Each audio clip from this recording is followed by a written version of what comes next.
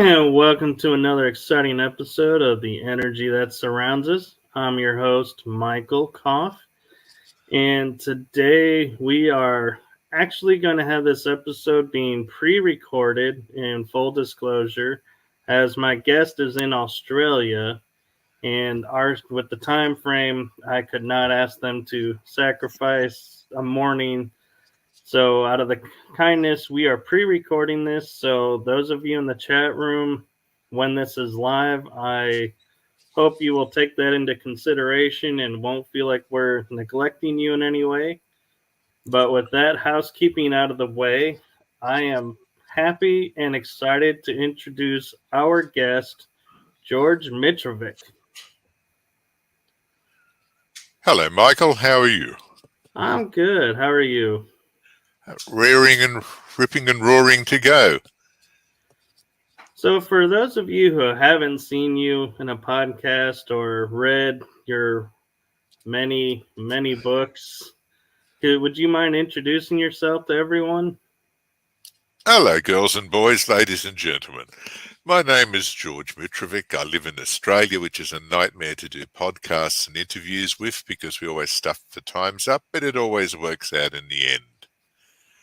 I've written a few books over the last few years. I think the last count is 128, and I'm not talking about 100 pages. I'm talking about average size 300 pages, 600 pages, up to 1,700 pages, and all in easy to read formats. My books aren't for academics.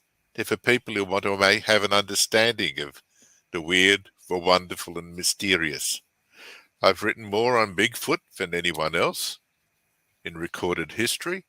Just released a set of 1,800 pages, 5 volumes with maps. Amazing the discoveries you can get with maps. I've written hundreds and hundreds of pages on UFOs over the years, which are all published in lots of different books. And I just finished a 7,000-page, 22-volume encyclopedia on strange phenomena. And then I decided to write a small book on meteorite hits and misses. Then I wrote a book on giants in North America, just for a change. I write books in the middle of books. Just because I get bored writing big books, I write a little one. So you never know what subject you're going to find. They're all on Amazon. They're all ebooks. They are paperbacks as well, and some are hardbacks. I thought I'd put the plug in now because I prefer people buying from Amazon. Some people don't like it, but I get a bigger cut out of it. Not that you make any money out of books. I spend more on books than I make on selling books. That's about it at the moment. Let's get right into the meaty bit. So I have to say, you brought up a topic that I have been really wanting to talk to someone about engaging, and so I'm glad you mentioned it, and that's the giants in North America. Yes, well, we're not talking about fee-fi-fo-fum giants. They're not 80 feet tall. Physiologically, the human skeletal structure can't do that. All animals are limited by the size of their organs and the size of their skeletal structure. But to the average 5'2" colonist, happily coming to North America with all their diseases, which quickly laid low most of the native population. But that's another story altogether. There were people with a height of 6.5 to 7 feet, some cases 7.5 to 8. The Adena people and the people who lived in the St. Lawrence River Valley several thousand years ago. They were 6.5 to 7 feet tall on average. Okay, these days we think, oh, that's not much. But we're not 5'2" anymore either. To a 5'2" person, that's a male height in the 17th, 18th century. That's a giant. And then the story grows and grows and grows. America's riddled with giant remains. Well, it was riddled with giant remains, I should say. I wrote a book on it. What was it? The Atlas of Strange Mysterious Archaeology of North America. It's state by state, county by county. You can get in your car and see what's in your neighborhood. You'll probably be surprised. My books are designed as travel guides in a lot of cases. They're either in chronological order order in geographical order. I think I've got Asperger's, I'm not sure, but I like organizing. No, that's actually a brilliant way to do it because It's easy. anyone wanting to do a road trip, you Can pretty do it. much, yeah, you pretty much have done it for them. They can just go spot to spot. Yeah, and that's the way they're designed. So you can go and see this strange archaeology and the see on maps, because a lot of my books have got maps in them. You see on maps that, yes, Serpent Mound is amazing, but you should see the other 20 sites within 20 kilometres of it, which you hadn't thought of. You might want to see, you might not know that Spruce Hill near Serpent Mound has remains of pre-Columbian iron ore manufacturing in America, which is not supposed to exist, but it sits there. And then you'll find, in my books, because I gather data like a big Hoover. A Hoover is an English vacuum cleaner. I don't know if the same phrase is used in North America. It And I is like to actually. see what is there, and you can only do that with maps. You suddenly realize you haven't got a pinpoint. You have got a whole wide horizon that you can travel in, and then you link the horizons together, and you're entering a strange world that you never realized existed. And in many cases, with the animals and cryptids and the rest of it, a world that still exists all around you that you may not be totally aware of. So I'm curious, do you think the giants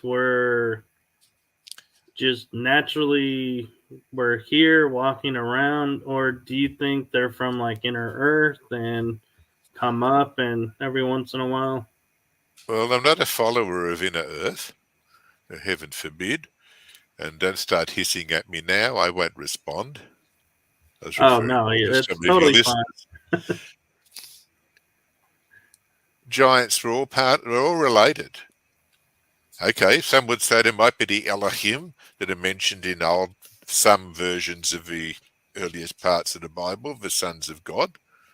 And they weren't regarded as too big, or they wouldn't have been able to mate with the daughters of men. You've got a certain physiological problem there. If they're 40 foot tall, you can imagine the schlong on it. It's not going to mate with anything that's 5 foot or 4'10". No. And I'm not being crude, it's physiology. Always bring every explanation down to the simplest explanation. And if that doesn't work, then start working outwards. It's like Bigfoot. I love Bigfoot. I write tons of books on Bigfoot. People get really annoyed with me because I write so much on Bigfoot. And once again, there's the county, there's the address. Go see if you can find him. I remember getting interviewed a few years ago via Zoom in New York. And I said, you know what? It's something that's always puzzled me. And I think it's part of a North American coyness about things. There's some things you don't chat about, you don't write about, you don't put anywhere, which is weird. I'm Australian, so we're a little more direct, a lot more direct. Now, I said the most common storyline in Bigfoot reports I've found is that Randy and Andy, they've gone for a drive, it's 2 o'clock in the morning, they get out to relieve themselves, so to say. We know what they're doing, they're having a leak on the side of a road. Right. That's normal. Young fellas out driving, probably had a couple of beers, and they urinate on the side of the road. And he says, why would you bother bringing up that point? I said, because almost a vast majority of Bigfoot reports indicate that as soon as they started doing it, some big, hairy hominid or cryptid started screaming, yelling, throwing things, jumping around, and getting exceptionally pissed off. And this is not supernatural behavior. This is anthropology 101. This is standard monkey and ape behavior. And remember, we're related.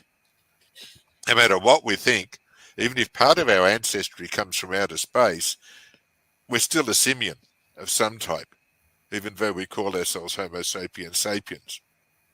We're the wise simian. The wise simian, I should say, not a synonym. So I said that explains the physical reality of a hairy hominid. It's a big, hairy hominid that's upset by somebody whittling on their territory. as every ape and gorilla and monkey does. That's how they mark their territory. You keep it, you reduce it to the simplest explanation.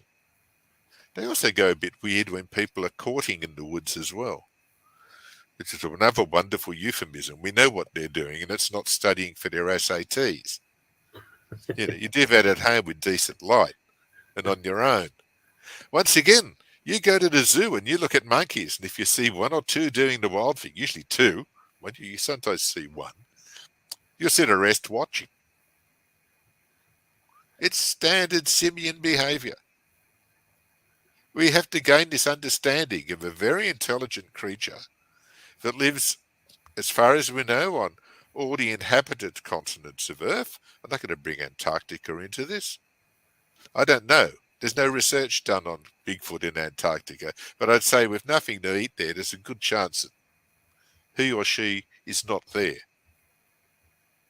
But in the rest of the inhabited world, they're everywhere. But they're wary of us. And the funny thing is, all of these Randys and Andys that are out driving in the woods at night, are out hunting, and they got their guns, and they've been hunting squirrels since they were knee high to a squirrel. They can shoot anything out of a tree. 99.99999% of all sightings where these hunters shoot at a Bigfoot, they don't hit it. Amazing. This thing's 8 to 9 foot tall. It's standing around. It's as wide as a barn door. You're 20 feet away with your gun, expert marksman and squirrel shooter, and you can't hit a Bigfoot. That's where we start getting a little strange with things.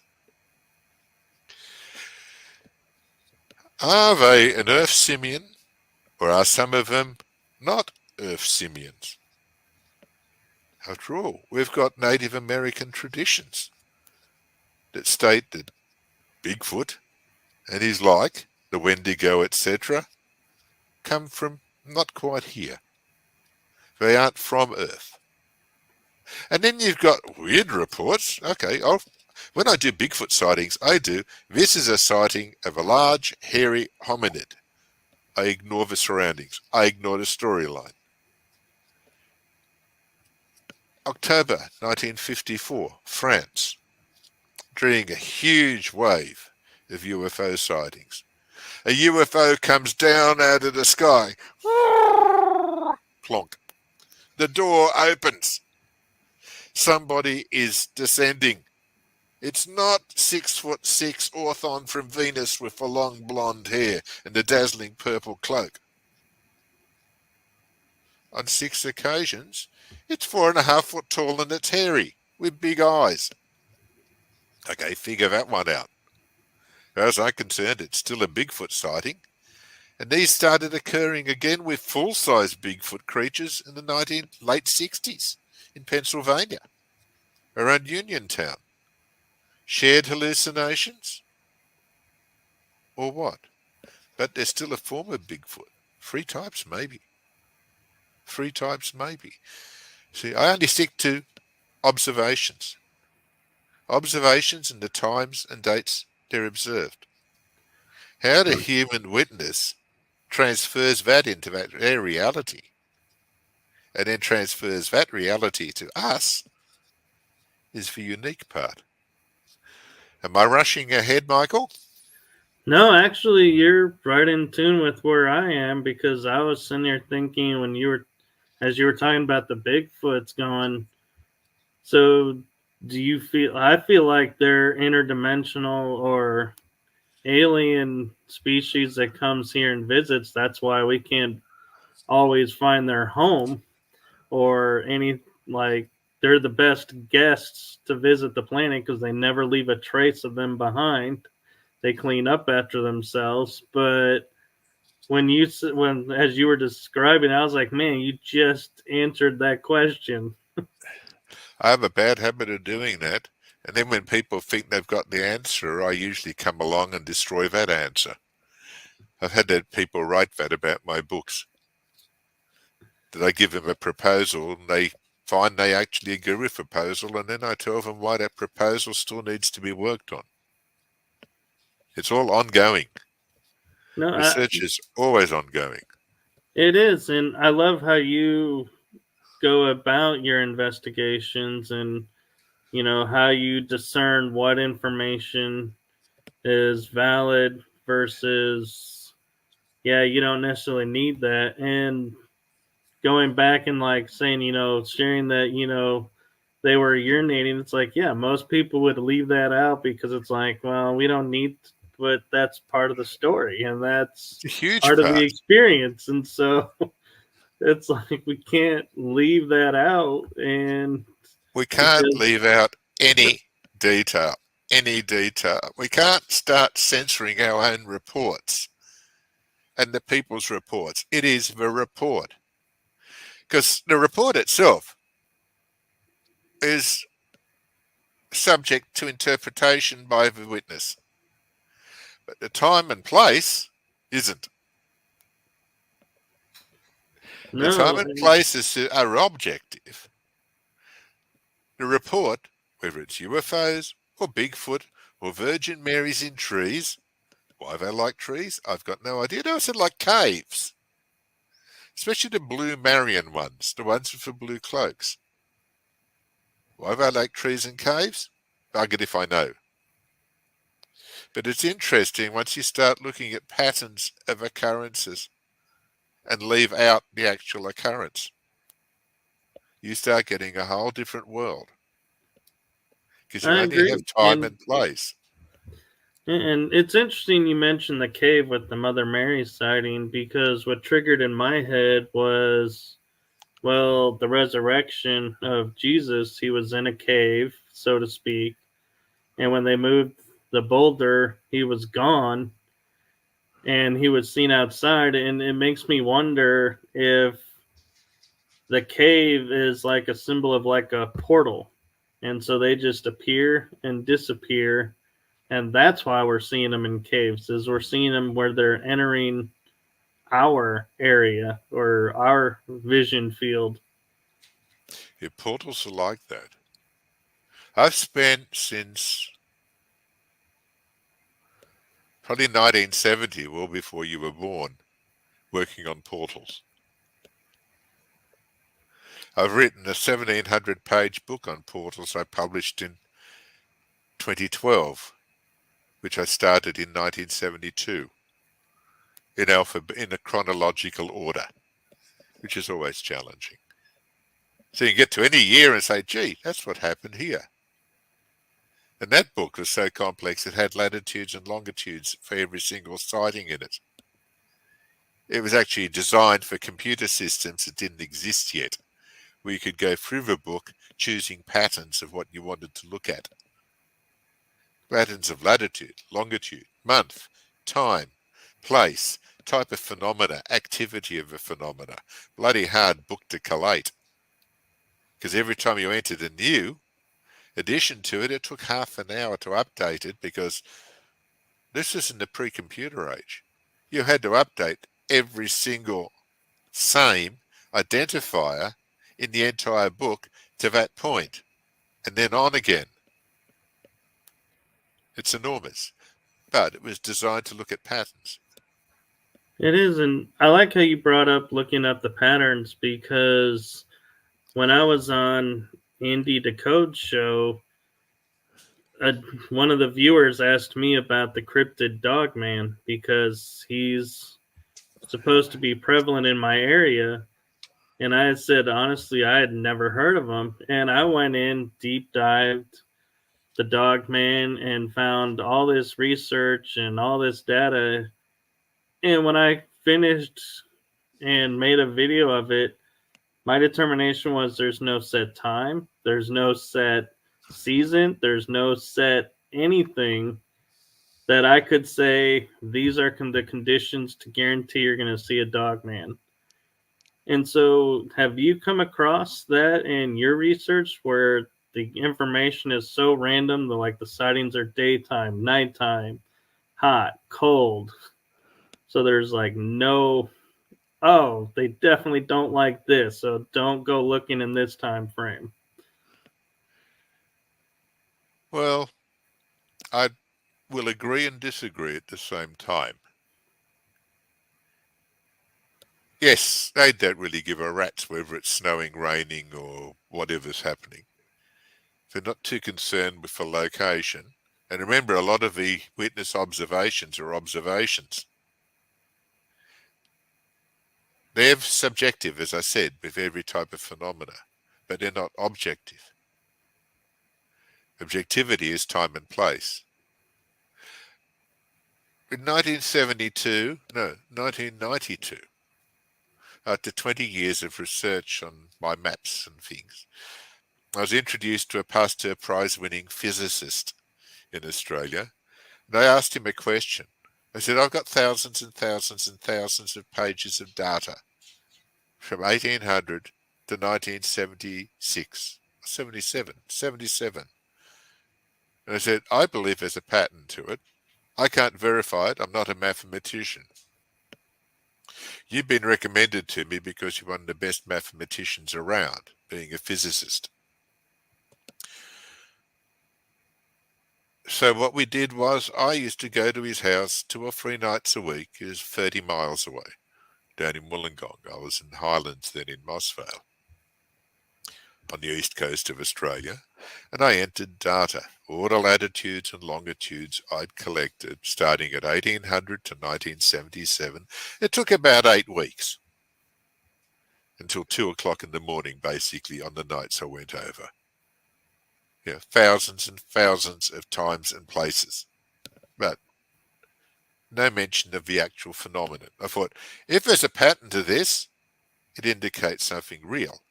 If there's no pattern, everything is hallucination, schizophrenia, misinterpretation. It's all random and imagination. But if a pattern appears, patterns don't appear randomly. It's a mathematical thing. A pattern cannot be random. Are you getting me here, Michael? I am. Okay. 1992, we did a lot of research. He did a lot of mathematical testing. He got the entire data flow from 1800 to 1977 and reversed it, so it flattened out, so you had a better idea. It was a reverse exponential projection. We don't need to go any further than that.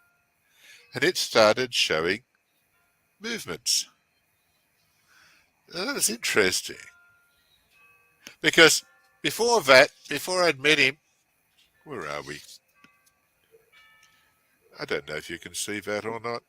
Yes. It's a series of sine waves.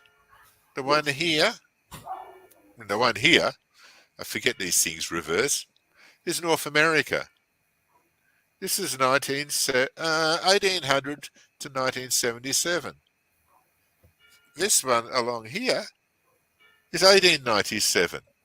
Incidentally, the period of the Great Airship Flap. And over this gap here, which is the Atlantic Ocean, we've got England and parts of Europe. But what's interesting about this, and this is why I had to get it tested, they're sine waves. And sine waves have one thing in common. They're repeatable. None of these phenomena were random, which creates a few problems. Because what we'd found, a 515-year cycle, a 90-year cycle, an 80-year cycle, and a 70-year cycle, roughly. That tallied with the periodicities of Jupiter, Mars, Neptune, Uranus, Pluto, and the 515-year one. As they call it today, Planet 9. I called it Persephone when we found it in 1992. Planet 9, a month ago, was apparently discovered by Japanese scientists and astronomers. Would you believe it? They found it at 515 astronomical units from the Earth. Really? which is the peak of this periodicity in there. So these phenomena on Earth here are reflected in sine waves. I know it's a bit much to do physics early in the morning.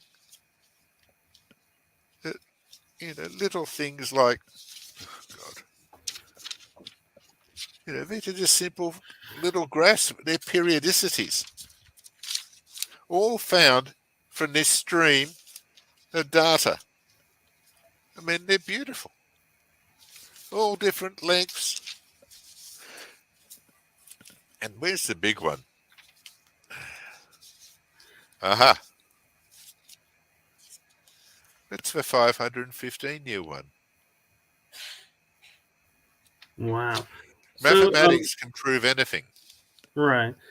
So I'm curious, what drove you to see the sine waves and the patterns, and to know That to that was me plotting stuff on a graph.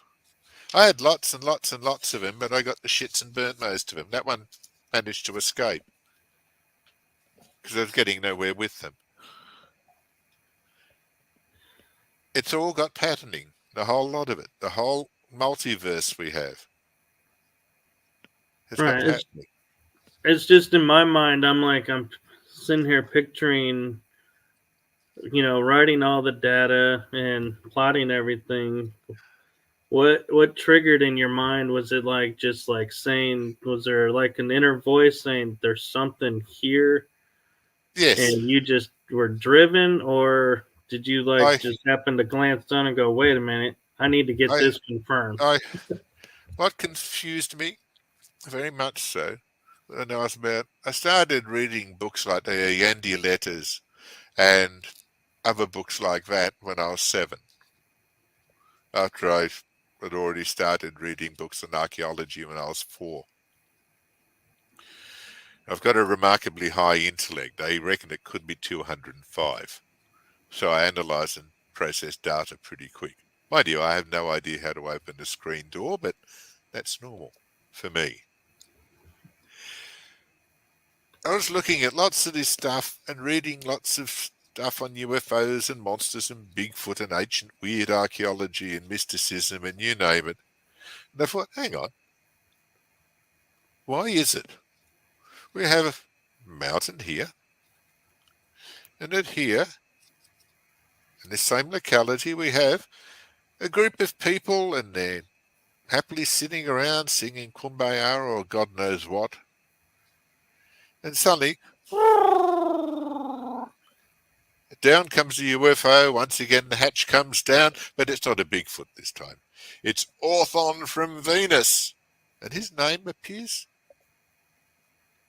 rather commonly, like UMMO in contactee sightings. It's amazing what patterns you get when you do overviews on a mega scale. And he comes down and gives them a prediction about the Earth's going to die in 7 years and it's all your fault and I just come to tell you and gone. Sometimes a bit of probing, who knows. In this case, no, he's gone. I thought, on its own, it's useless. It's just nothing. It's just another one of millions of recorded sightings. And then I found later other books on mysticism, etc. Other side of the mountain, same area. A group of young people have seen the Madonna in a tree. Oh, okay, we've seen a Madonna in the tree. Usual blue, doesn't matter. That's weird. Must be a coincidence. Yeah, that's odd. Then I got further into Bigfoot hunting. Near the same mountain, somebody sees a Bigfoot. But hang on. Can't have all three in the same area. What are the common principles? The time, the place. What is the time What is the unifying theme of the sightings?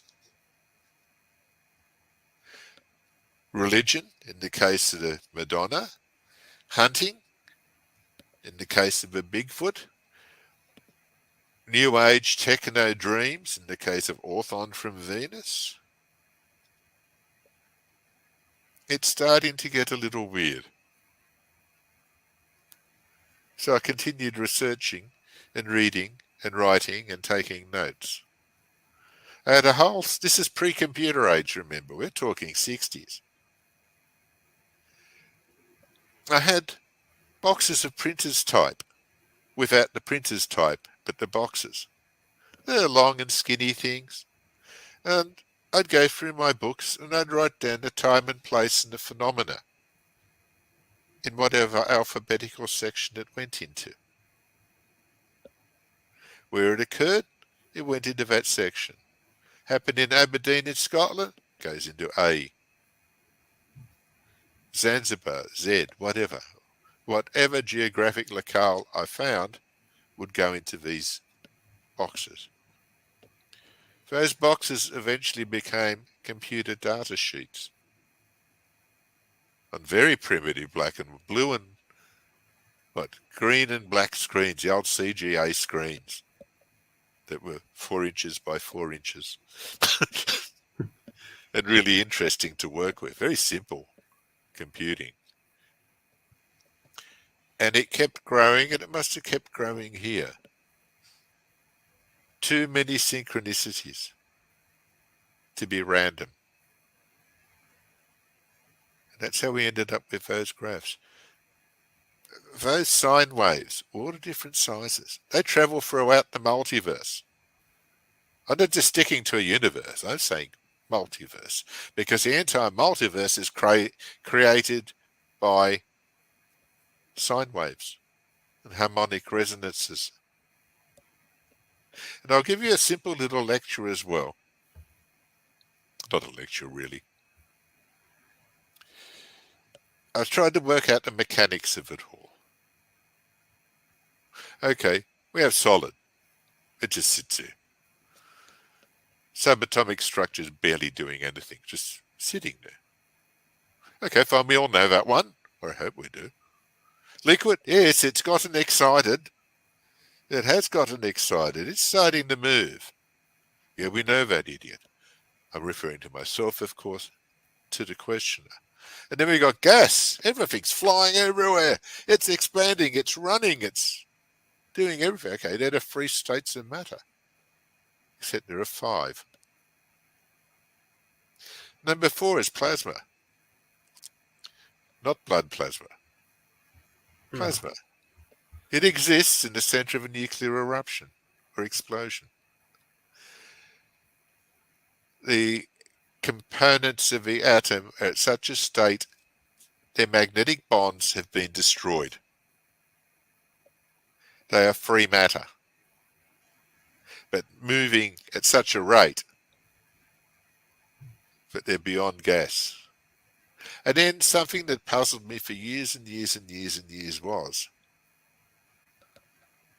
what was the 5th state? I was just thinking that. Wait a minute, there was 5. Yes. What was the 5th state? What is the 5th state? For many years I thought it was something called the quasar vacuum, and it probably still is. But the problem is, if you have extreme heat, you don't have any witnesses. So it doesn't matter what happens to get to it. I thought maybe it still is a quasar vacuum, but it's not. It's harmonics. Harmonic resonance. There is no mass left at all. All we have left is vibrations, which is sine waves of a multitude of sizes and lengths and ages and time periods. Because all matter really is sine waves of energy. I thought I got it. And there they are. Repetitive sine waves. Whole lots of them. Big ones, little ones. Roll up, roll up, roll up. All shapes, all sizes. Not all colours, because colours are a different form of frequency. They require a bit more solidity. So all of these phenomena, Virgin Marys, Bigfoot, wormholes, UFOs, can be created or destroyed or experienced when certain combinations of sine waves go past each other and change their internal harmonics for that moment. So I was looking at problems of one of the most common themes in UFO reports is heat and light.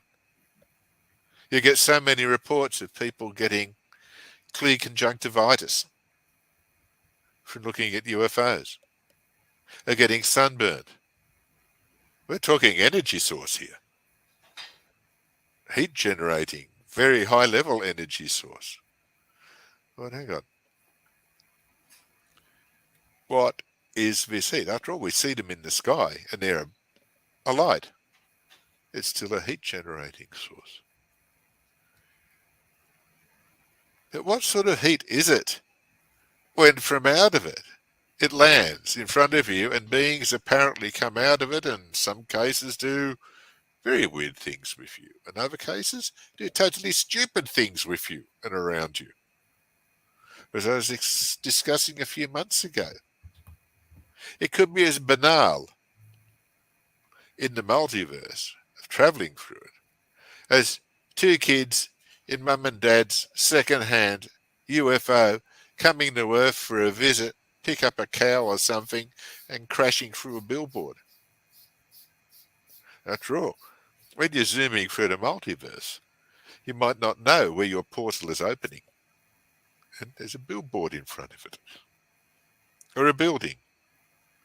Or what? More than likely, most aliens are like us. And most of their kids are like we were. Grasping, intelligent, learning, thinking, and occasionally non-thinking creatures. Relative to the civilization, apparent civilization they belong to. What's to say that when these wormholes open, we're talking about the energy that surrounds us, that this resonance opens that door, actually creates the phenomena to be seen by the observer as something they can believe in, or they will go stark, raving, mad. The brain protects them, in most cases, by creating something it can understand. It's a self-protection system. But what if coming from elsewhere is a form of matter or uncreated being travelling through this area where everything is totally loose, teleporting? What better costume or disguise could it have than being something from that person's imagination, something from that person's cultural loading, be it the Virgin Mary or a Bigfoot or a little green thing or a big black thing or what? And in some cases, do we get accidental escapees? The pterodactyls we see flying around. Right, and The monsters. I think one of the Star Trek series actually touched on that when they had a being appeared and they said, "How come we're all seeing you different?" And he said, "Because we read your mind to see what you could accept us as without going and without questioning yourself." And so it was like, it's interesting that you came up with that same theory. And when you were talking about the UFO crashing into a billboard, my first thought was if I was a teenager, I'm probably used to being able to phase through. And so I'm not thinking about the billboard being a solid object. I'm like, yeah, I can just phase through. And it's Bang. like, hey, this isn't phasing with me. Oops. Yes. That's it. Everything needs to become normal. So, yes, I am radical. I'm not conservative. A lot of people don't like my concepts. But as people have said over the years, my concepts are generally 30 to 50 years ahead of most people. I was writing about the ninth planet in the 70s when everyone said, no, it didn't exist. There was nothing in the Oort cloud apart from random planetoids. That was already postulating its existence. That a lot of these phenomena come through different dimensions, but are also on Earth. We don't need answers that are only one answer. We have a multitude of questions, so you can have a multitude of answers. We can have Bigfoots living here, or big feet. I've had arguments with people over that. We can have big feet, Bigfoots, Bigfoot, whatever. Semantics. Living in our forests and places. And they're natives to here. But who's to say we don't have Bigfoot from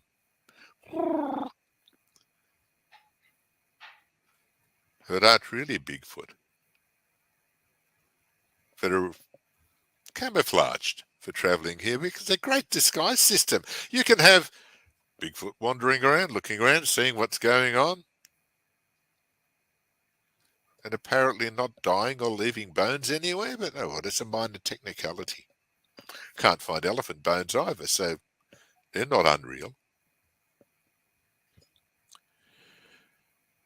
You observe this thing in the woods and you come running down and say, there's a Bigfoot in the woods. I just saw him. He was over near the tree. And the usual response you will get will be, you've really got to stop drinking, Clem. Too much moonshine.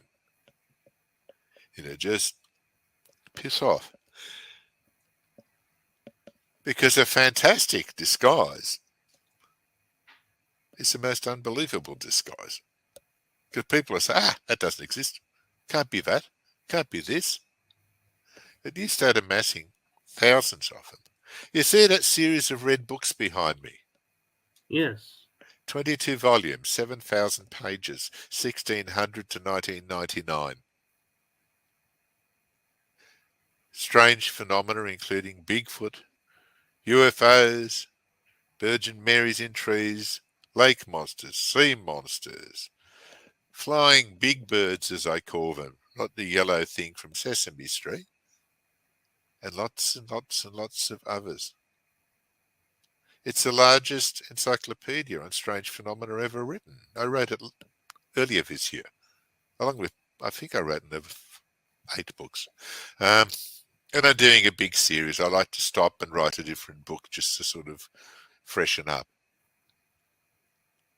And I was still working full time when I was doing that.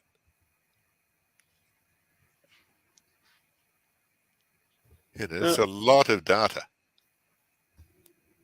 It is, and I'm curious with understanding how you're saying everything is sine wave and everything is, perfect union, can open up your perception to things. Do you think that's what happened in, I believe it's, if I remember right, the Minoan temples on Crete, where they have like Stegosaurus etched in stone? Now, there's a And Cambodian temple that's apparently got a Stegosaurus etched in the stone on a right-hand pillar. I haven't seen a Cretan one, but I've seen photos of a Cambodian one.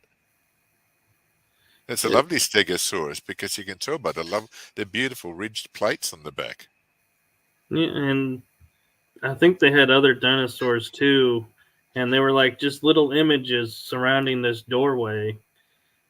And I'm wondering because we always say, how did they know what they looked like without ever seeing one? Could it be that when they were carving, the people who were carving it happened to see one of these what I would call windows, like you were describing, where the sine waves were in conjunction at the right time, in the right and place. they saw the past. I Or wouldn't doubt it. I'm sure that would happen because we're in a multiverse. When you look at the menagerie that's been reported, like as you said, when we think of lake monsters and sea monsters, we immediately think of, the Loch Ness. yes, Nessie, a plesiosaur. They always call it, well, not always, but always call it a plesiosaur. Big body, big flippers, long neck, little head. Where did they get the idea it was a plesiosaur? And that's worldwide. You look at Champ in Lake Champlain, the Ogopogo in Lake Okanagan. I've written books on lake monsters, so I remember some of them. And the ones that were in the centre of the Atlantic wandering around. Funny thing is, though, yes, we get this vision. The Nessie, the plesiosaur, 1888, I think. Loch Ness. I think there were 12 sightings of Nessie, long before the accepted start of the Loch Ness myth is 1932 or 1933, where the doctors report, excuse me, there's a stone sculpture with a picture of Nessie sitting on it on the shore of Loch Ness, dating from the pre-medieval period. So we're not too sure about the later explanation. But oddly enough, in this 1 year, with a quite high number of sightings, it was described as an amphibian. A diver described it as a giant frog. And other monsters of the deep. We didn't have one plesiosaur. And yet, other times, plesiosaur. I should get a hand puppet. Plesiosaur. Are we misidentifying, in some cases, actual creatures? And our brain is still camouflaging them into what we want. I would have to think so at sometimes, because it would explain too why you can have 30 people standing on the shore looking at the same thing, and only three say, okay, there's, like you're saying, Nessie, and everybody else is looking and going, I see a tree limb. Where are you seeing Nessie? Yeah. That often happens in UFO sightings, where you get a multitude of people looking at something in the sky, and you've also got some of them that don't see anything. One of the most famous photographs of a UFO sighting, and dear, the BVM or Virgin Mary and Tree, and that's VBM, isn't it? VMT? Anyway, the Virgin Mary and Tree people are not going to be happy. There's this fantastic photo from the Miracle of Fatima in Portugal, 1914, October, if I recall. All the eyes are staring into the sky, and you can see light casting down on them, strong light casting down on them. And there are early cine cameras looking up as well at the same time. But this is supposed to be a Blessed Virgin Mary event with three little shepherd people, or Right. children really. The And yet three girls, yeah. the sun came from the sky and danced in front of the people to show the magnificence of God. Was it also waiting for Mary to beam up and then go? And it's still an existing photograph. Yeah, and it's still a topic that, like, the Vatican keeps the accounts of locked up. Yes, it's a bit like the Smithsonian with giant remains. Yeah. Either locks it up or burns it. Because there are a lot of paradigms, cultures and religions want to protect and want to keep, or they lose their power. But my viewpoint is knowledge is more than power. Knowledge is everything. We must do our best to promote it, gather it, and keep it. What I love about my books, as I said, over 128, probably more. I don't count them very often because they keep growing. One day, the computer systems will have carked it, to use an Australian term, which means they're gone, they're dead, they're stuffed. And whatever superseded them, it's probably gone, and there's a blackout going on. But in 100 years' time, there'll be some of my books sitting in thrift shops, maybe a few in libraries. That knowledge will be continuing. I challenge you to even say it could be a textbook. A lot of people like my books because I don't, as I said, I don't write for intellectuals. I find most of them wankers. I'm not going to spend my life. Somebody said, why don't you just choose a subject and work on it academically? This was many, many years ago. I said, what? I can write an article on fish hooks on the island of Maria, or the west side of the island, I should say, Maria in the Pacific, and write the definitive work on it, the history, the construction, how the patterning came to Maria.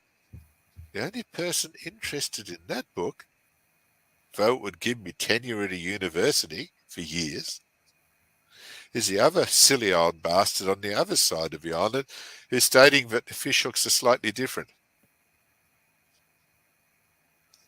I'm not sure how much that helps knowledge in a macro way, No. because you only see patterns in macro form. You can't see them in micro form.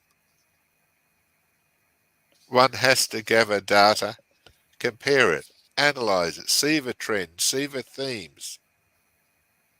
It's all patterning. And talking about patterning, I've noticed like pyramid complexes all over the world are on ley lines that cross. And other hotspots of activity are where ley lines are crossing. Do you think that the ley lines of the planet are affecting these sine waves, and that's why they're more prevalent and crossing in certain areas than not just anywhere? No, I think the opposite. The ley lines were where the harmonic paths were. But the harmonic paths keep moving. I got into great trouble for Geodetic Society in Australia. No, they're fixed. I said, well, why aren't they doing anything? They did something here. Excuse me. Why aren't they still active?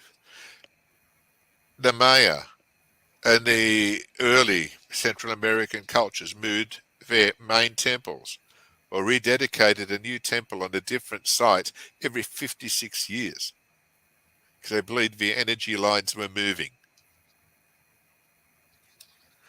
They also dedicated it because it was also the time of the parallax of Venus. I think it's a parallax of Venus. I jam too much in here and I forget at times.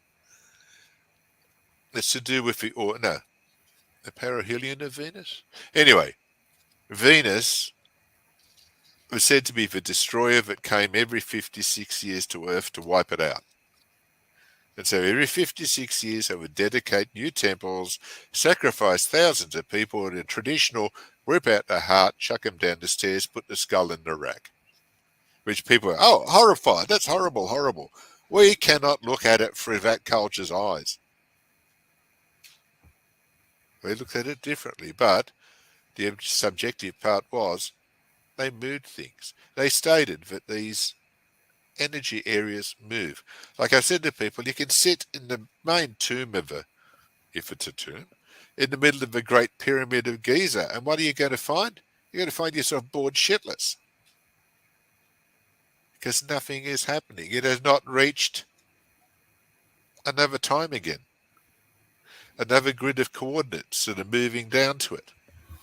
These patterns don't repeat every second Wednesday. Well, they might in some places, it'll be for microseconds. They repeat in periodic cycles. Then they move slightly. Yes, the temples were built, but usually on the site of older temples or older sacred sites, and then the Christians came along and built theirs on top of there, instead of looking at the fact that maybe the energy is moving. The geomagnetics of the Earth, or the geomagnetics of the universe, is all moving, because this again, when you look at a planetary scale and refer back to what I said about the periodicities of the major planets, every planet is a massive magneto. It's got a molten metal core, and it's revolving and generating its own frequency of electromagnetic charge. The sun does the same.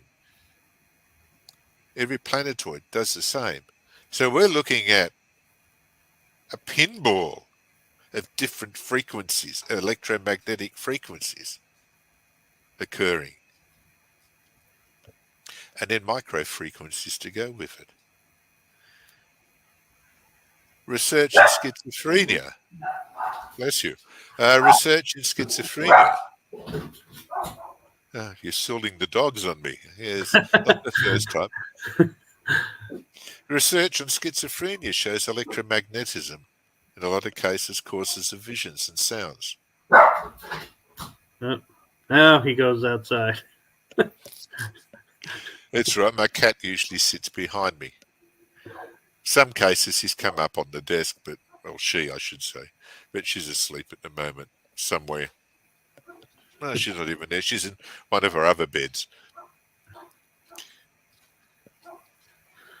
So we have this energy multiverse. As you say, the energy that surrounds us, constantly moving. Yes, the ley lines might have been on spots where activity was, but no, they're basically gone now. And I've got lots of books on ley lines. I've studied them for years, the work of Watkins and the old, what was it, the old Grey Trench or something like that, his first book, which is buried in there somewhere, along with a lot of... When I do my research, I like to buy the copy of the original author. I like to feel it, I like to sniff it, I like to read it. Because I know that person put their cojones on the line and wrote this book. They wrote this theory. They wrote these arguments. That takes a lot of guts, a lot of perseverance. So I appreciate that. Then I see what's in it, what I can use, what I can observe. So I had to set parameters of what do I keep and what do I turf. And those parameters can change as well. But as I said, these books aren't written for intellectuals. None of mine are. So they can be very long and sometimes very tedious. Only the really big ones, though. Most people enjoy the little ones because, as we said before, they're travel guides. You know, you can find where it is or where it occurred or where it was seen. Because people have to get involved. That's how you spread knowledge. Before it all gets swept aside by the powers that be or the religions that be. You know, we have a very important role in preserving, finding, and redistributing knowledge. Right. And part of that, too, I think is interesting is thanks to shows like Ancient Aliens, where they show us, like, I think it's Pumakuku, I think is how you pronounce it, where Pumapunku near Tiwanaku on the Altiplano of Bolivia.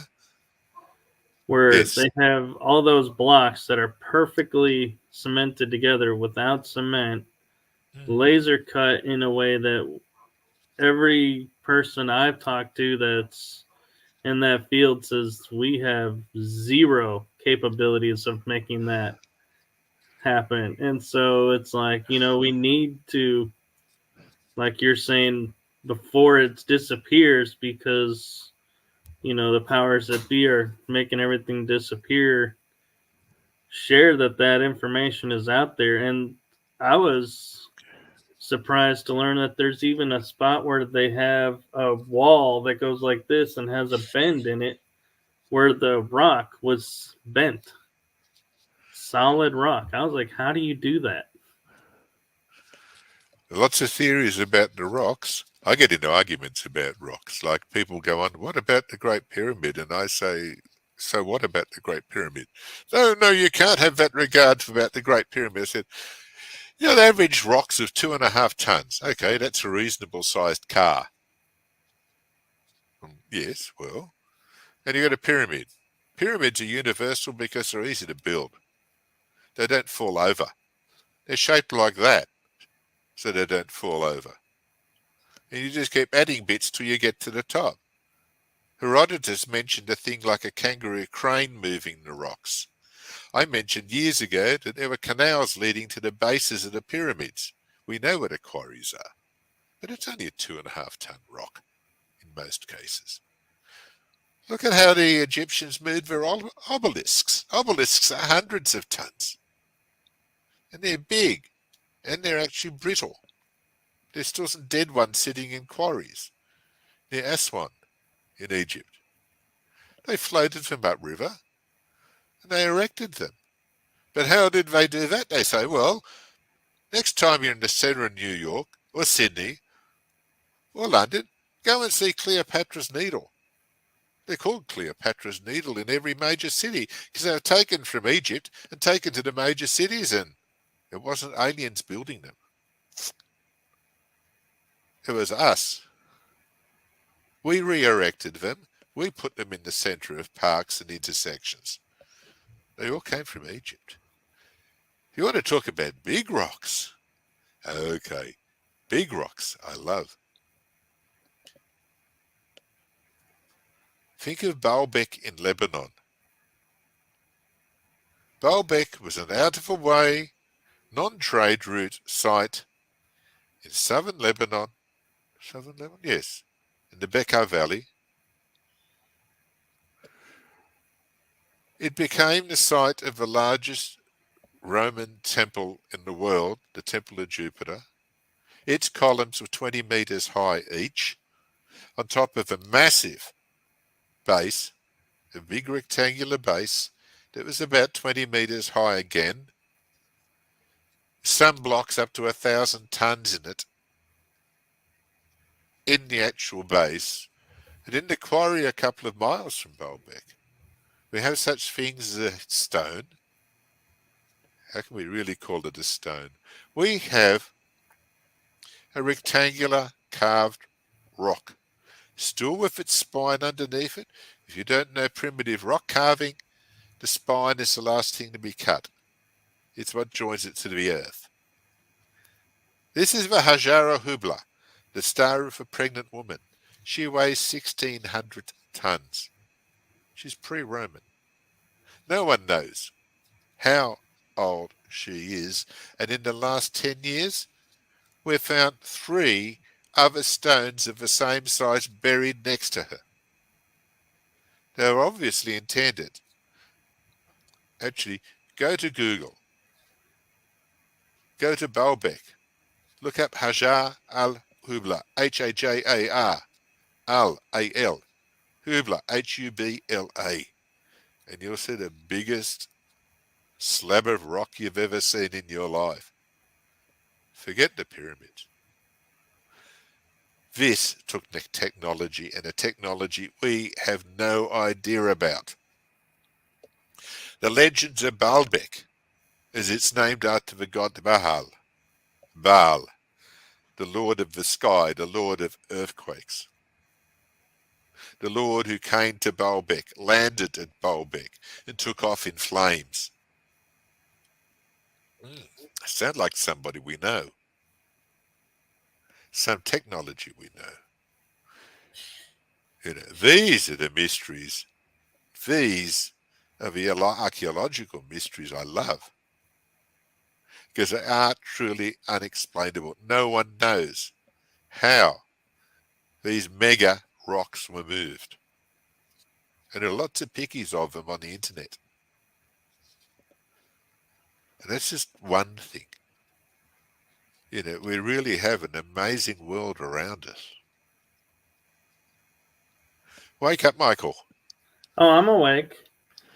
I'm fascinated by this, and I'm also starting to think about we have all these megalithic structures around the world that we're starting to rediscover, or we're starting to discover were there, but were destroyed. And so I'm wondering if there's a reason why the powers that be would go in and knowingly destroy a monolithic structure. What It were they shows afraid of? it shows a previous politics, a previous religion that it wants to overcome. Next time you look at the ley lines of England, yes, they connected Paleolithic sites and Stone Age sites. We know that. Well documented. But you're damn sure you will find a church plonked on it. Because they're taking the power from the old site and the power to control the people from the old site. It's like when the Christian church introduced the new religious calendar and brought in Christmas. Unfortunately, in the Northern Hemisphere, baby lambs aren't around in the middle of winter. So we're not quite sure what the shepherds were doing in the paddocks at that time of year. But that time of year was the feast of Saturnalia. It was a time of gift giving in the Greco-Roman world, where slaves would dress up as masters, masters would dress up as slaves. It was a major religious holiday. So they made it Christmas, the Mass of Christ. Easter, that's an easy one. Easter, yeah, wonderful, wonderful. That goes back to the Paleolithic period. It's a festival of Ostara. It's a festival of Venus. It's a festival of fertility because it's the beginning of spring in the Northern Hemisphere. It's the first full moon of Aries, if you want to look at it astrologically. Because all the old calendars were lunar. So watch out for the ages of giants at 387 years. They might have been using a lunar calendar, not a solar calendar. Because as I said, most old calendars are lunar. And modern calendars in some cultures are still lunar. And I just managed to lose myself where I was, which is not unusual. So we've gone from Baalbek, a big block, to lunar calendars. Now, where was I?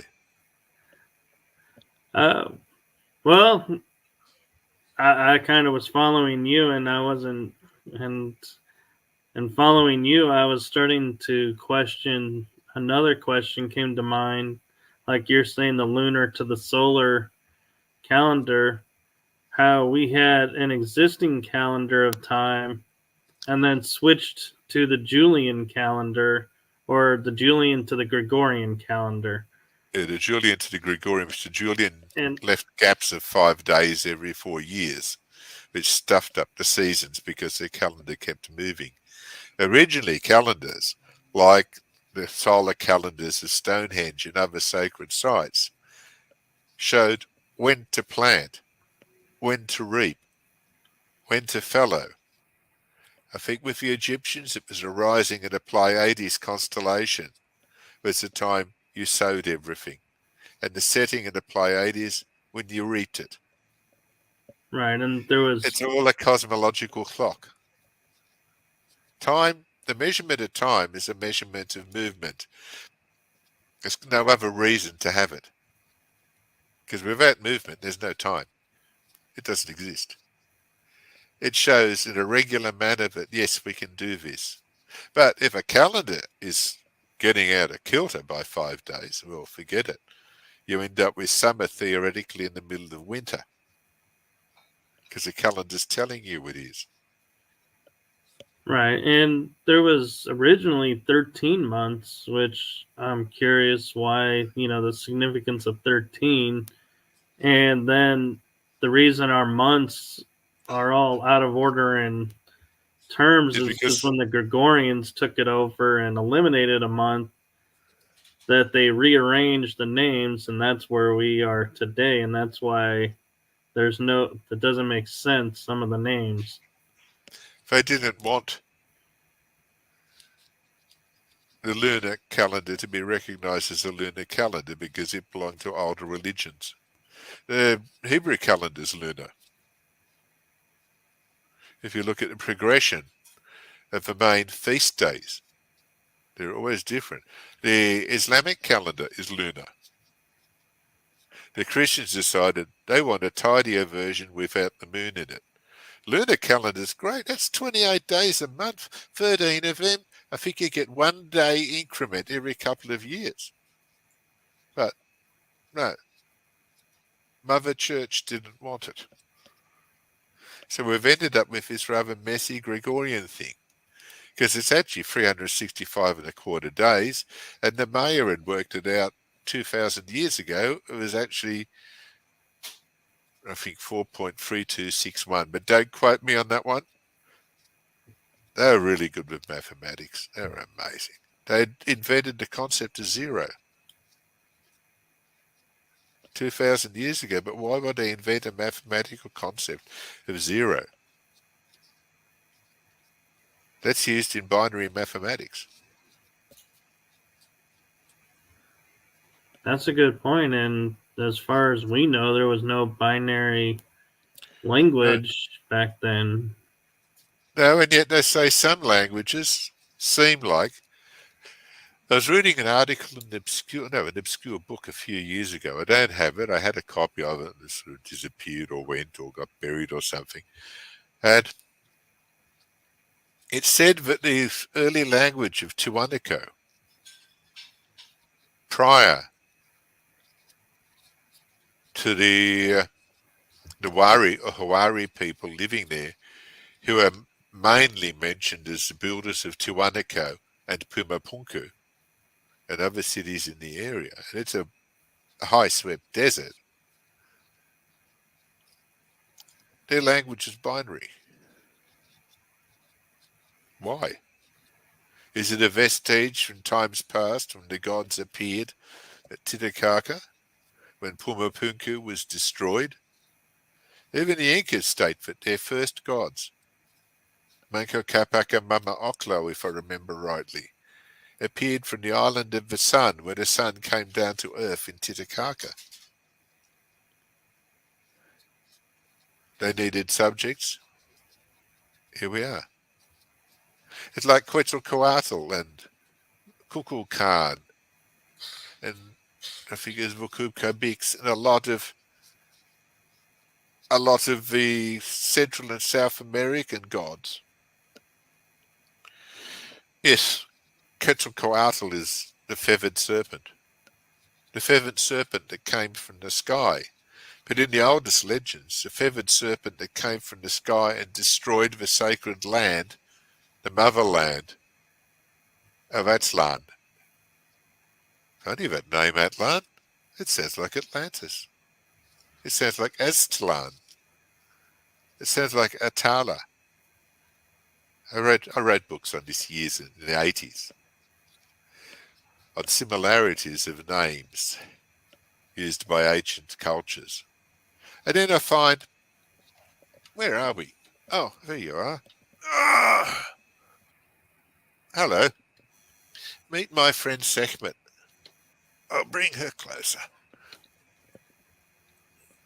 This is Sekhmet. Hello, everybody. Why would I bother with Sekhmet? She's Egyptian. She's probably 4,000 years old. She's limestone. I've had her for years. Sekhmet is called the Great Destroyer, the lion-headed goddess with the burning mane. What? Who destroyed the land of Araloo in the Western Sea, the Atlantic. Funny, that ties in with the Central and South American legends. And what better description of a comet do you have? Something soaring through the sky with a burning mane and destroying an island. And this is universal mythology. This isn't just one country. This isn't one tribe in North Africa or Morocco or one little group in Colombia, Mexico or Peru. This is lots of them. Lots of interesting mysteries. I wrote a book, I've got several books, on the last great cataclysm of 9 to 10,000 BC, which people screamed at years ago, said, no, it never occurred. And I'm pretty fussy with my research. Remember a year ago, a couple of people started writing that a comet had hit the Earth between 10 and 8,000 years, they put. It's drawing a bit of a long bow. I keep it down to a smaller period. And it was one comet. I thought, whoopee-doo. One comet. I've got lots of comets in my books occurring at different times. And in the period of 12 to 10,000 years ago, swarms of them hitting the Earth. I suppose someday somebody will recognise that fact in 20 years' time. But now, okay, it's one comet, and I wrote about them in the 1970s in a book called Goodbye Siberian Woolly Mammoth, which is another one of my favourite subjects. Yeah, I do write on a multitude of sins and a multitude of things and mysteries such as giant hairy relatives of the Indian elephant do not eat snow. And if snow's the only thing available, they would die. But woolly mammoths have prehensile lips for eating leaves off trees. In a tundra, you don't have trees. You've got willows that grow to about 4 inches.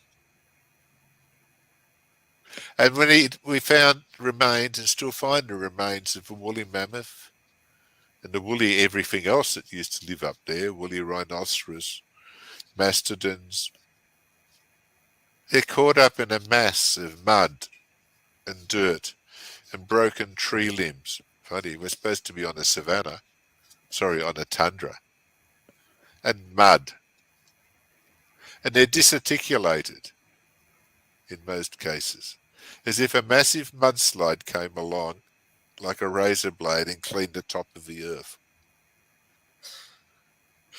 All I get this all from different books on geology and geography and anthropology, and nothing amazing, but no one bothers to collate them all together.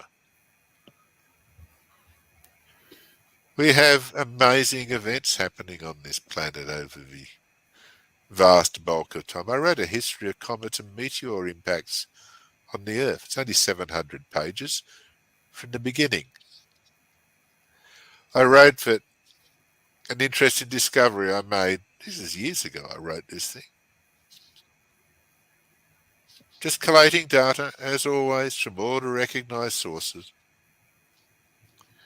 I was looking at a site called Barberton in South Africa, in the centre of the Greenstone Belt. 3,260 million BC, if I remember rightly. Don't quote me on it. I've got too much to remember and I'm getting old. I'm nearly 70. And I thought, what I like to do with some of the accounts, some of the books, is I like to flesh them out. What is this area like? In this case, a meteor hit it and there was a 60-mile crater which meant nuclear winter, universal devastation on Earth. Fortunately, there's no oxygen, there's nothing living here in that period. Earth was still anaerobic. Okay, big comet. It was the second biggest one found up until that time. As I said, I wrote about 700 pages of them, in chronological order, of course. As I do, people get to recognise my books. And I was fleshing it out, and I thought, this is interesting. The oldest evidence of fossil bacteria found so far was found in Barberton in South Africa. Oh, wow, that's the same place. They date to 3,260 million years ago. Same place, same date. Meet our ancestors. The bacterium, the anaerobic bacterium that arrived at Barberton. Because the good thing about comets is they're mud balls. I know we don't like calling them mud balls, but they're mud balls. They're big balls of dirt and mud. And the most beautiful thing about them is that if you're inside it, you're protected from solar radiation. It's nice and warm, perfectly warm for a bacterium. And you can travel the multiverse in it. You've got water. You've got things to eat. You can see the universe. Right, and there are people that even will lay in the dirt to heal wounds, and so you got even that to where. Uh, the world truly is an amazing place, and so is the multiverse. Man, I'm used to people not believing what I write. I get into a lot of crap with established groups of people who say, you can't write like this, you can't research that, you can't publish this. Excuse me, I'll publish what I bloody want. Because I generally find that I'm right. So I'm kind of curious your take on Pangea. Were we one massive landmass and we split apart and we're still floating apart? Or do you think we're actually still the one original mass, but the waters rose from, say, the glaciers melting, that and that's why the land is like Hawaii is still growing, is the land is rising up above the water level, and so that's why we think we're moving but we're not moving? Or do you really think we are moving, in which case will we all collide again into one large landmass? Continental drifting it's just standard geology. We can see where bits fitted inside each other originally. It's like a big jigsaw puzzle. Then they started drifting. Then the odd comet would hit them. And most of the water we have on our planet was brought by comets. Because in that mud is water. And these comets were enormous, and they brought water to Earth. Because when Earth was formed, there's no water. There's nothing that could create water. Water had to arrive like life. Eventually, we started having seas around Pangaea, or Pangaea, and as the surface of the Earth kept trembling and moving, because it's a living thing, it's an energy mass, they moved. As different colossal impacts occurred to it, other things moved. Other parts of Pangaea broke up and moved.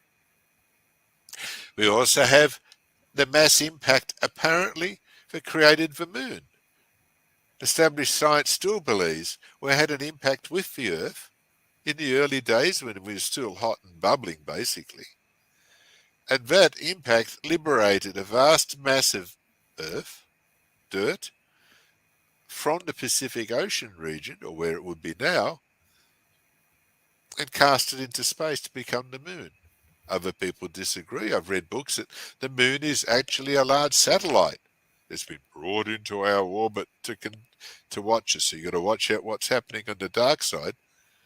But he can't watch us from the dark side. It has to be on this side.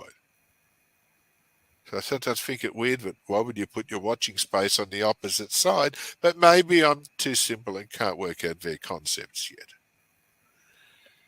Yeah, Pangaea is just geology. And yet, when it was brought up, continental drift, in the 1930s, oh, talk about howling down. There's lots of howling. He was regarded as a complete idiot. Funny, we've got it now. When Alvarez brought out the concept of one meteor or comet hitting Central America and creating the Chicxulub crater, he was held down, and he was one of the most renowned physicists on Earth who had worked on the plutonium bomb in the 1940s and early 50s. I mean, this guy is was a genius. I don't know if he's fallen off the perch or not now, but he'd be getting very long in the tooth. And he proposed a comet or meteor hit the area of Chicxulub in the Yucatan, left a crater 60 miles wide, and caused a volcanic or cosmic winter that wiped out the dinosaurs. Apparently wiped out the dinosaurs, because we have mentioned people reporting seeing some. But that's the accepted theory. A few years ago, I wrote a book on the extinction of the dinosaurs, because when I was looking and studying my history of meteoric and cometary impacts, I discovered that sometimes they run in rows, several in a row. Other times, you'd have the big eruption, the big impact first, and then the fragments travelling across the face of the Earth, like teardrops. Last few years, wow, we got geographical lines of comet and meteor impacts. And gee, I wrote about that years ago.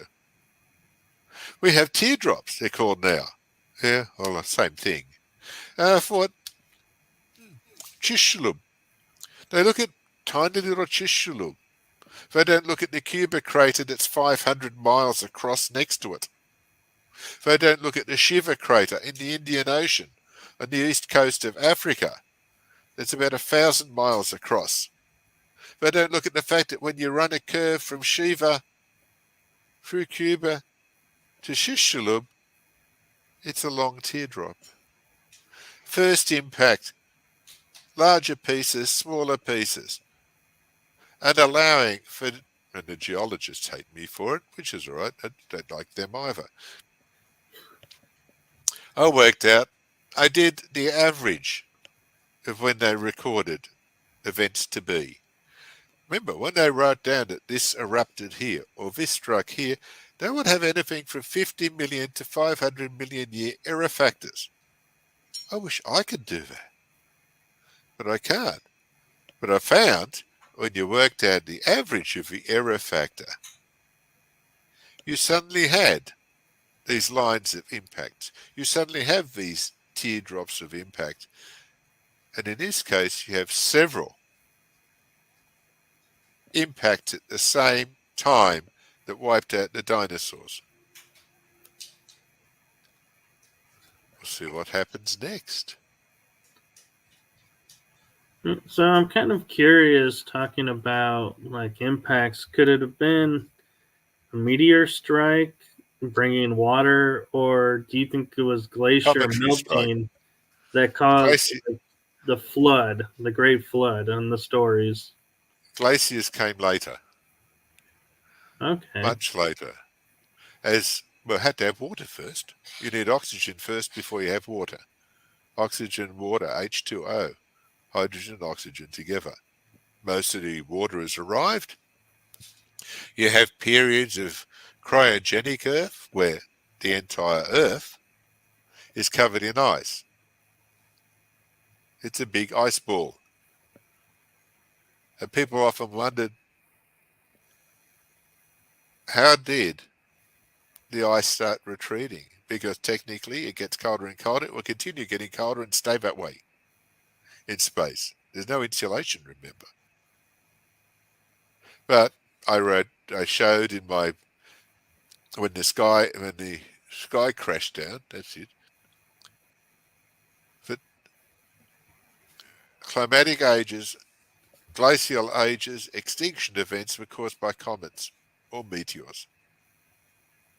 So bang, cracks the ice, creates a new Earth tilt, of which we've had 271 so far known. New seasons start approaching. Glaciers? Look at North America in the last glacial period. Glacial period started probably 250, 300 million years ago, apparently. Glacial periods are more common than warm periods. At the end of the last glacial period, which peaked by 15,000 BC, it was starting to retreat by appeared to be retreating 13,000, then 10,990 BC, where bang, bang, bang, bang, bang, bang. Huge meteor and cometary impacts hitting the Earth that wiped out all the giant megafauna of North America, or almost all of it. There are reports of mammoths still being seen 4,000 years ago. Maybe there's still one wandering around Canada, we're not sure. But we have streams of events happening. The ice mass over North America was 2 miles thick. At that time, Hudson Bay was the North Pole,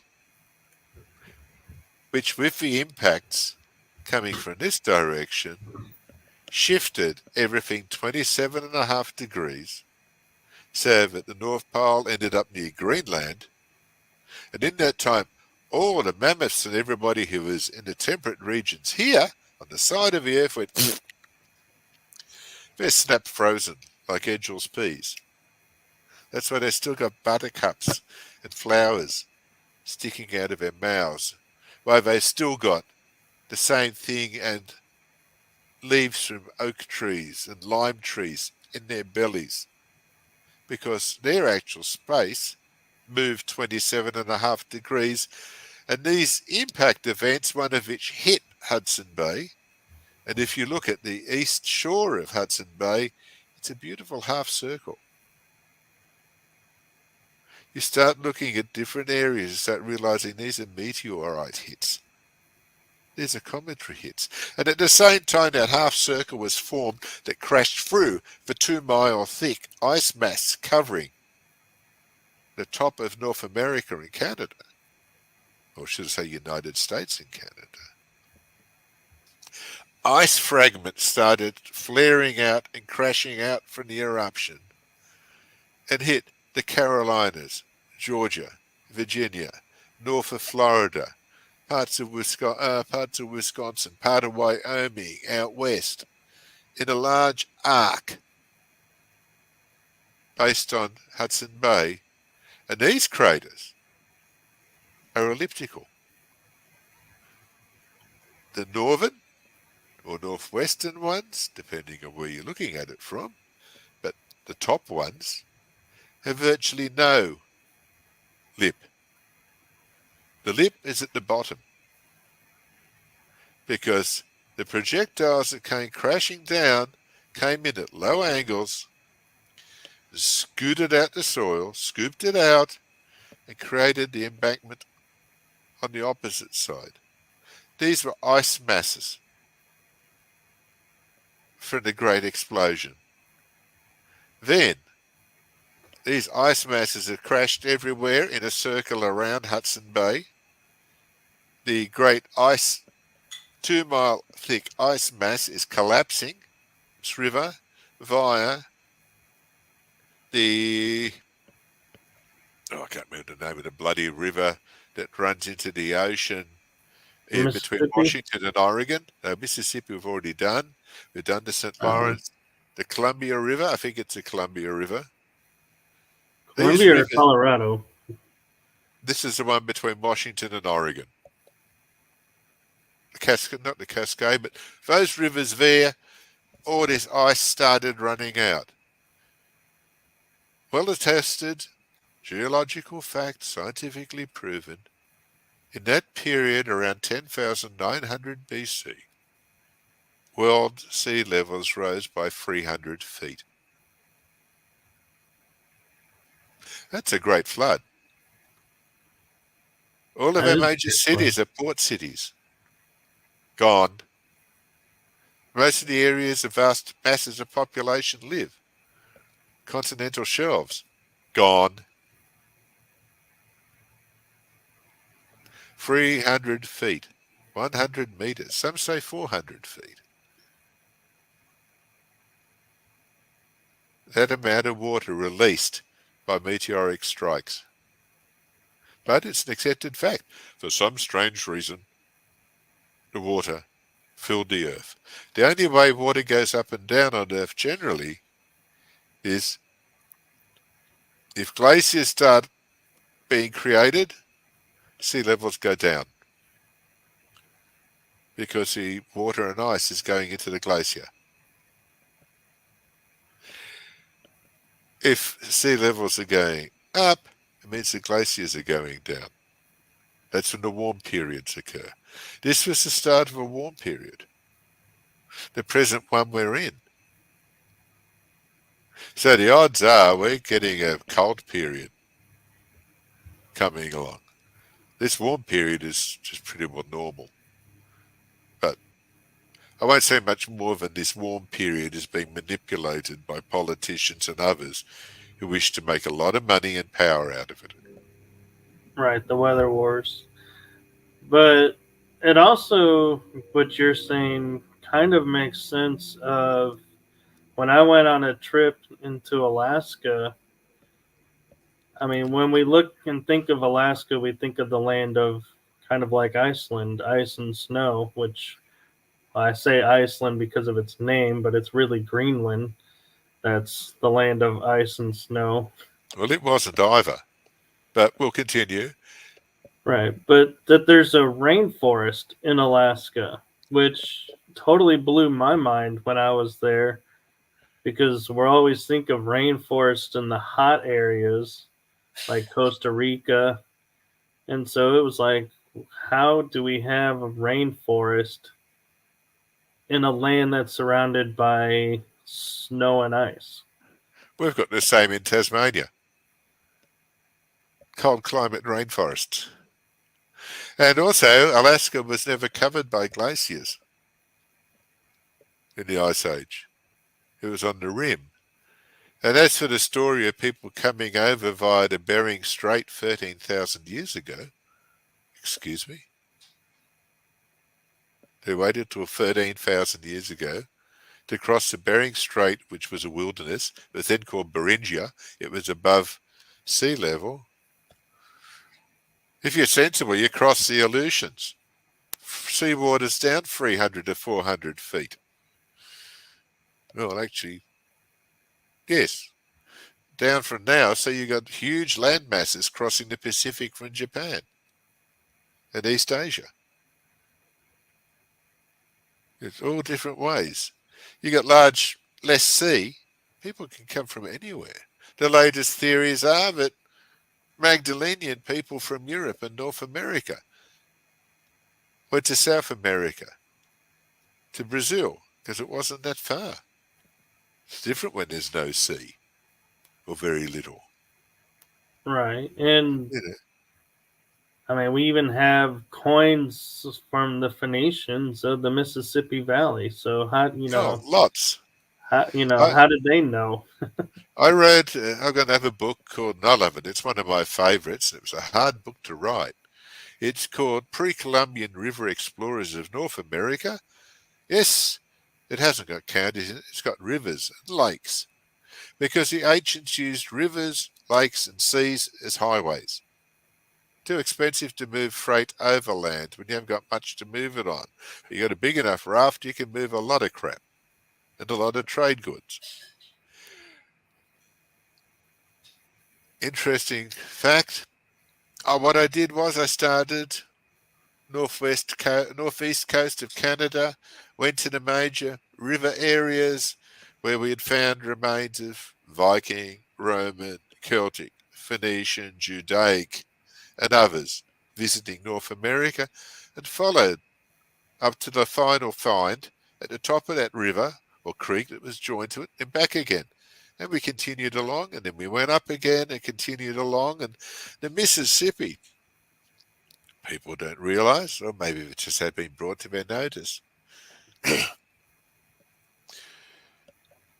in the Middle Ages, in the Roman period, which were both warm periods, you can sail through the Great Lakes to just above Chicago, where you've got only a few miles, nothing at all, and you get to the Des Plaines River.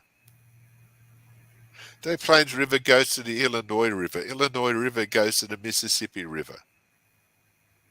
Right. You can take your ship from the Gulf of Mexico to the Atlantic Ocean and vice versa. Interesting thing.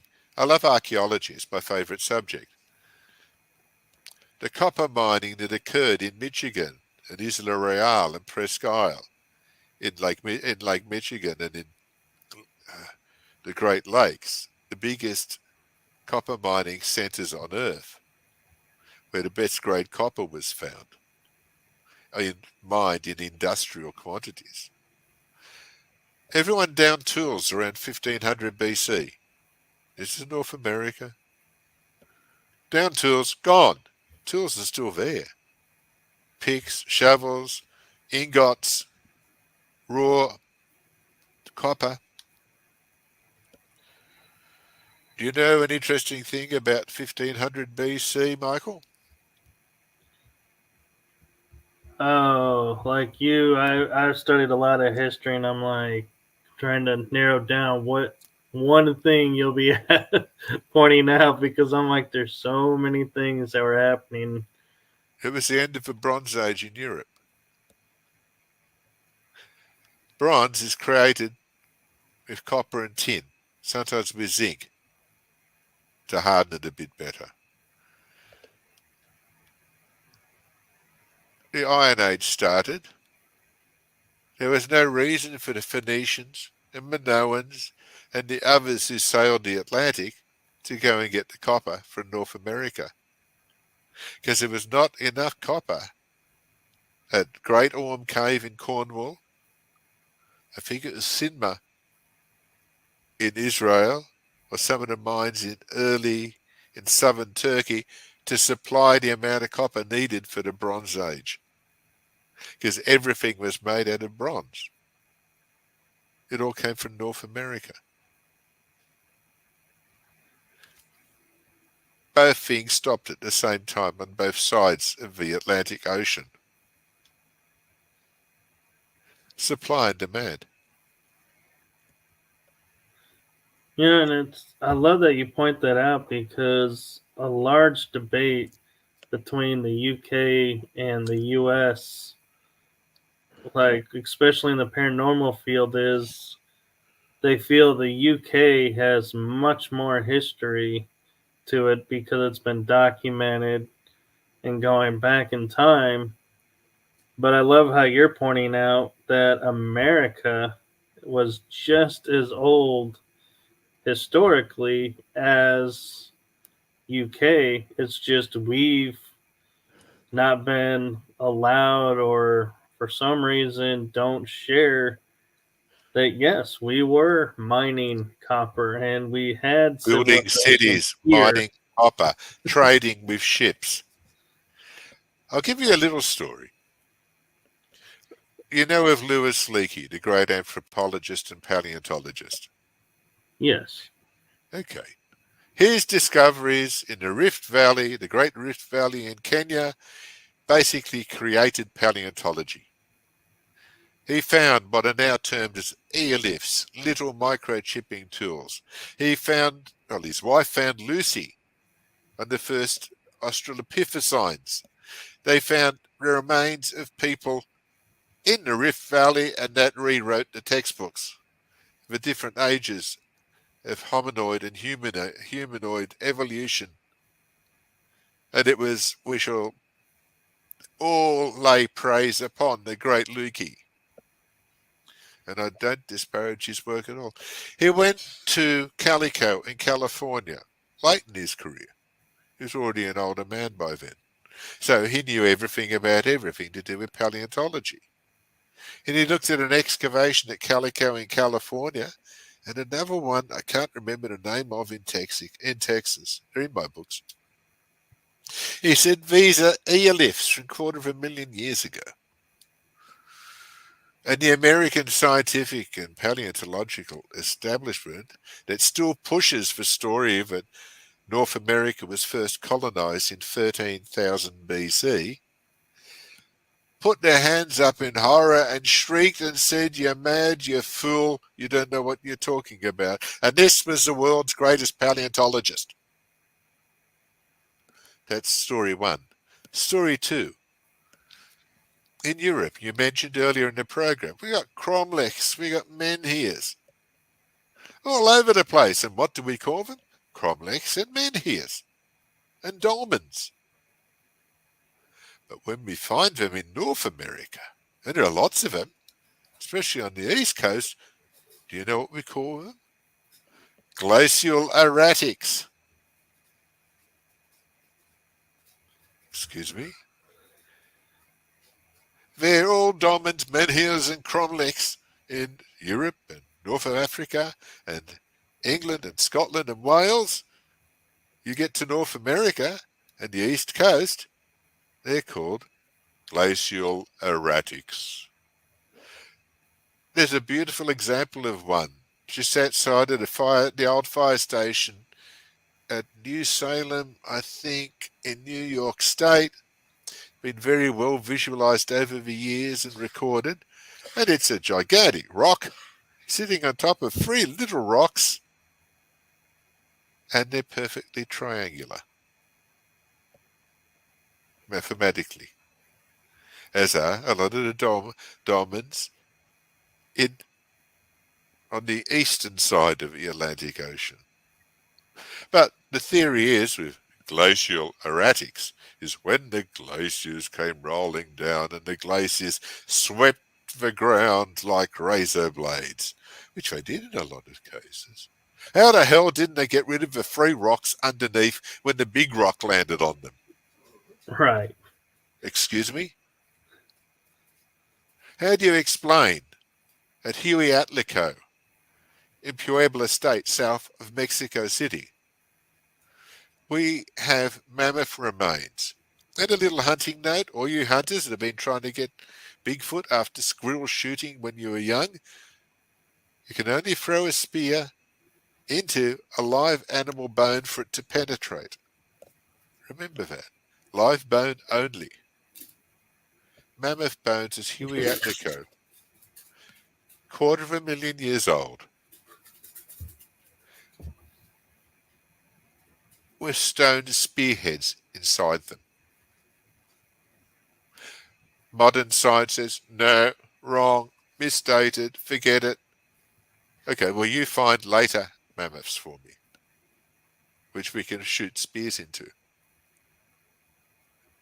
Then it's end of subject, we're not interested. America is littered with magnificent ruins, and one of my pet hates, one of my pet peeves, one of the things that really pisses me off immensely is the term mound builder. I hate the term mound builder. These groups of people were different cultures. They built pyramids out of earth. The same as in Peru in a lot of cases. Same as using adobe. They don't call them mounds in Peru. They call them pyramids. Pyramids 5,000 years old. They're called pyramids. North America, dirt, mud, primitive. You call Cahokia primitive. Cahokia, a city of 100,000 people in pre-colonial times, opposite where St. Louis is in Missouri. A city with the biggest pyramid in North America, a double truncated pyramid with a bigger base area than the Great Pyramid of Cheops. That's not a mud pile. That is not a mound. That is a pyramid. I prefer to call them the North American pyramid builders. They built roads. They built cities. They built amazing geometrical structures, and lots of mounds, I must say, little pyramids, little tombs, oddly enough, at times with giants in them. A lot of times just ordinary people surrounded by wonderful things, to be levelled by farmers and ploughs, to be destroyed by archaeologists and treasure hunters. We lose the continuity of a site if everyone takes everything. We lose history. And it's interesting you bring up Cahokia because I've been there 3 or 4 Cahokia is times. wonderful. And there's an energy there that it's like unlike anything else. And I love how you're saying it's a pyramid and not a mound because, What a shitty term to call it. It's a yeah. magnificent piece of engineering. But the thing that gets me is whenever we have historical sites, what's the first thing we do? Ground penetrating radar. And say, this is what we have. We mapped out. This is how big the area is. Let's start excavating. And when we were there, we would say, who's done GPR work? Oh, we don't have any. It's too expensive to do. And I'm like, wait a minute. How are you a state national park area, no funding to do this simple, like, It's a computer in basic a plane. technique? And it's like, wait a minute. And they're like, well, we're trying to raise money to do it. I'm like, I'm pretty sure you've done it. You just don't want to share what you found. Cahokia was a very complex city. Had a huge palisaded wall around it. It's not the only pyramid in it. There are several. But we don't know how many more were levelled. There's supposed to be some beauties on the Mississippi, on the St. Louis side. Gone. I've seen Right. 19th century photos of them. Now they're intersections on freeways. You know, we have stone buildings and stone towers. Everyone says, no one made stone towers in North America. Excuse me?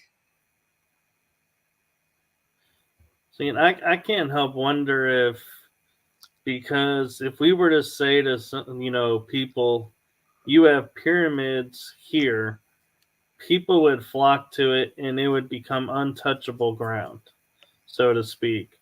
Yes. But if you say, oh, you have a mound here, people are like, so.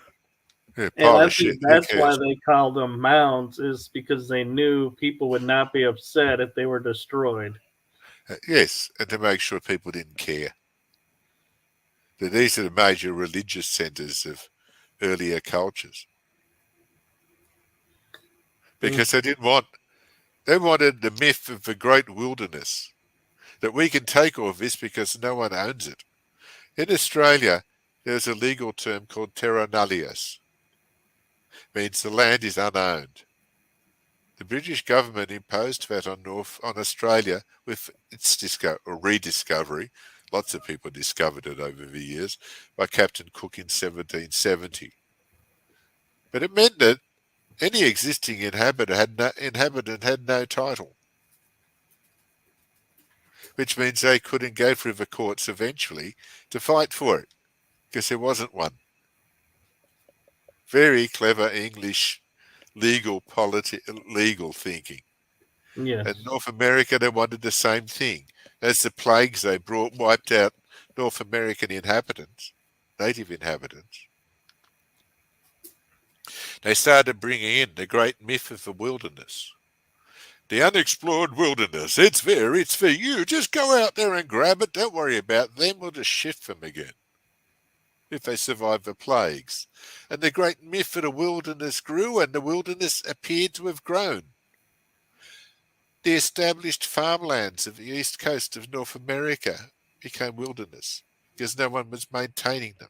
They were dead in most cases. This apparent wilderness grew, and in most of it, the case wasn't wilderness 300 years ago. The wilderness grew into the great myth of the 19th century. It had time to do that. And that's controversial. A lot of people don't like that view either. Right. And to be honest, I'd love to keep talking with you about this, But we're but we running are out of actually time. approaching 2 hours. And so, where can people find you if they want to ask you questions? I normally don't answer them. Um, I'm too busy. I'm writing books and researching them. And then sleeping in my chair at midday, which I've discovered I'm doing. There's a joke doing around on Facebook. How do you get an old person to go to sleep? Just put them in a chair. We're fine then. Gone. My grandfather was like that. You will be too one day, my son. It's been great talking to you. As I said, if you hunt me down, now when you're searching Google, search it with inverted commas at the end to enclose George Mitrovic. Okay. Gorge space Mitrovic. That isolates for search only to that combination of words. You find lots of stuff on me. You find my books at Amazon. You can have a pleasant stroll for a few hours through them. You'll find other podcasts. I shouldn't say that, should I? On the internet and YouTube, you can look at. You can look at I'm my Facebook page. I've put stuff on there, but all my stuff's in my books. That's why I write them. So you can either read it as an ebook on your phone, or whatever you want to read it on, or if you're like me, too much glare, I'll stick to a book. I want to just sit here and read it and enjoy it. Well, thank you, George, for coming, and thank you for being accommodating. And when we have you on again, we will make sure we make the timing right this time. These things happen. I hope you've enjoyed it. I hope everyone's learnt something. There's so much more to learn.